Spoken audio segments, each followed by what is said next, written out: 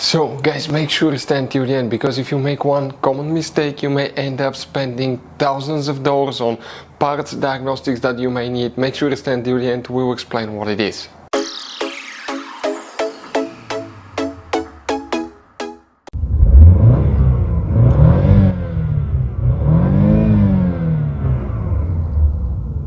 Hey guys, welcome back to Electrical Car Repair Live. Thank you guys for watching and subscribing to the channel. Today will be super helpful video to any of you having a Dodge Challenger, the generation here from year 2014 to year 2024. If you have a problem where power steering doesn't work, in this video today we'll explain what we see quite often.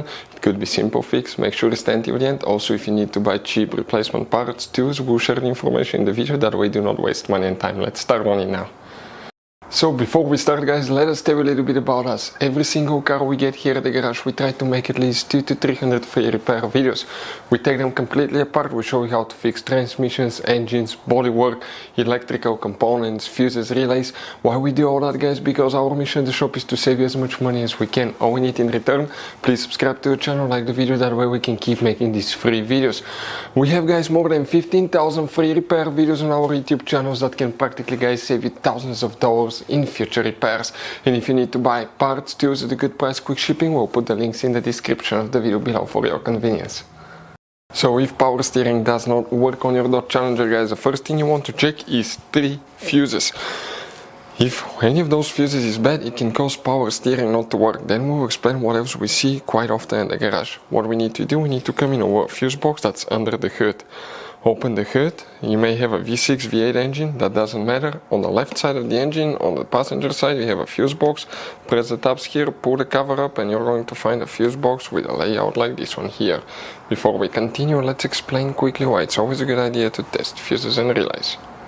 It is guys very important to test fuses and relays. On those fuses you cannot clearly see if they're burnt or not, especially you can see in the J-case fuses as well. And if you guys assume, okay, let's say you remove a fuse, you look at it and you assume guys that it's actually a good fuse, but it's actually a bad fuse, sometimes you cannot clearly see that. What can easily happen guys at that point, you can put the bad fuse in and you start replacing parts and tools that you don't need to, so you lose your time, you lose your money to fix a problem that doesn't exist, when all we had to do is test the fuse and replace it. We'll put a link to a special video that will teach you how to test fuses, how to check relays very easily as well guys. So check it out, it will be in the description of the video below. For the power steering guys, which fuses we need to check? If we come in this row of fuses here, that's fuse number 2, 3. Fuse number 3, that 60M fuse that you see right here, you guys need to check that fuse for the power steering. Then here it's 15, 16, 17, 18, 19. Some of them may have fuse number 19 that you need to check, and after that you need to check fuse excuse me, that's actually 18, 19, because they go like that. That's 2 all the way to 16, that's relay 17, then 18, 19. So these 2 fuses right here, 3 and 19, will need to be checked. And then you need to guys check fuse 37, that's 39, 38, 37 right here. You don't have relay for the power steering, you have just these 2 fuses. Now if the power steering still doesn't work, in some cases guys, okay, check the wires for the power steering motor, the electric motor, because actually guys, they're underneath, and if you went under off-roading, something like that, you hit something underneath the car, it can cause damage or unplug the wires. Another thing, it could be bad power steering assembly, the rack and pinion. If you want to see how to replace one, we'll be making video on our YouTube channels for your convenience. So those are the most common things we see here at the garage.